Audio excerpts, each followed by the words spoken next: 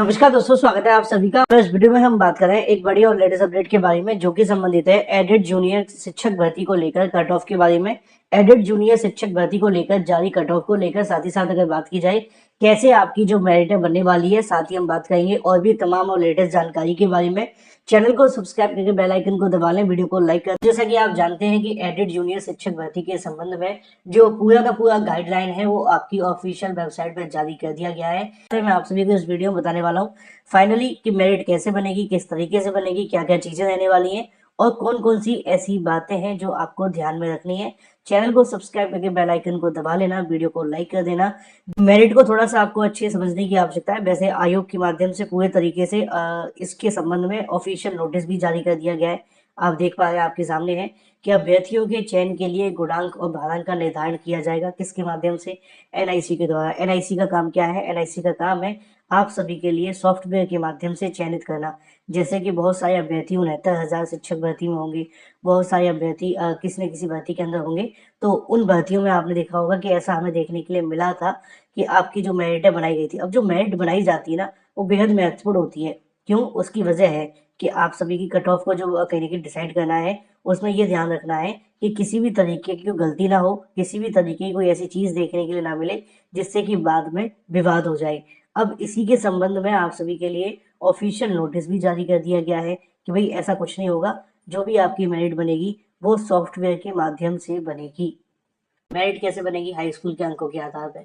और कैसे बनेगी? इंटरमीडिएट के अंकों के आधार पर। स्नातक के अंदर जो आपके अंक होंगे, प्रशिक्षण आपकी जो योग्यता है उसके अंदर जो आपके नंबर होंगे, और जो भर्ती परीक्षा आपकी ली गई थी उसके आपके जो 10-10 और मान लो कि आपके 10वीं में कितने नंबर थे, 60% की बात कर रहा हूँ।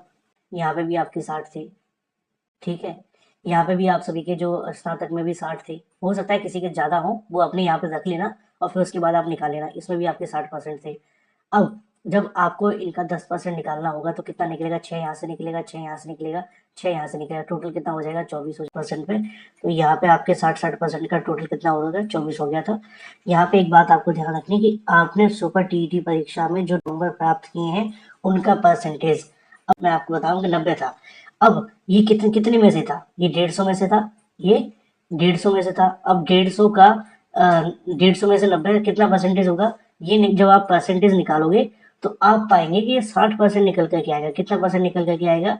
60% निकल करके आएगा। तो ये जो 60% है, ठीक है ना, ये जो 60% है वो आप सभी के सामने यहाँ पे रखा जाएगा। अब इसको कैसे रखना है वो आपको समझना है। जैसे कि यहाँ पे ये 60% हो गया, 60% हमने यहाँ पे रख दिया, मल्टीप्लाई कितने से? 60 के साथ में, ठीक है। डिवाइडेड बाई कितने से? 100 से। जब आप यहाँ पे 100 कर दोगे तो एक जीरो से एक जीरो कट गया, एक जीरो से एक जीरो कट गया, फिर 6 बचा। ये कितना आ गया? 36 आ गया। तो ये थोड़ी कैलकुलेशन है, बस आपको ये समझनी है। तो में से जो आपका आया ना उसका परसेंटेज यहाँ पे लिखना है। ये लिखा है ना, परीक्षा में अंकों का प्रतिशत, परीक्षा में अंकों का परसेंटेज लिखना। ये हो गया आपका मेरिट का सिनारियो। उम्मीद है कि आप समझ गए होंगे। कट ऑफ तो आपके लिए 60-65 जो है वो कट ऑफ है। कट ऑफ यानी कि मिनिमम क्वालिफाइंग मार्क्स है, ठीक है। तो वो 60-65% है। बहुत सारे अभ्यर्थी इसमें कंफ्यूज होते हैं, सर हमारे 60-65 नंबर है तो क्या हम पास है? नहीं, 60-65 नंबर नहीं है। अगर आपको नंबर देखने हैं तो ये आपको देखना है। 60-65 आपको नंबर देखने हैं तो आपको 90-97 देखना है। ये 90-97 नंबर है। अगर आपके 90 से लेकर के 97 नंबर है और अगर आप रिजर्व कैटेगरी में हैं तो 90 वाले अभ्यर्थी पास हैं। अगर 97 हैं तो आपको जनरल कैटेगरी में होना पड़ेगा, है ना, तो तब आप पास माने जाओगे। तो ये कैटेगरी आपकी है। तो 90-97 जो आप देखते हो वो नंबर होते हैं। 60-65 जो होता है वो परसेंटेज होता है, जो अभी हमने निकाल करके आपको दिखाया था। ये वाला जो निकला था 60%, ये 60% था। तो ये 60-65 जो कहा जाता है वो कट ऑफ को कहा जाता है।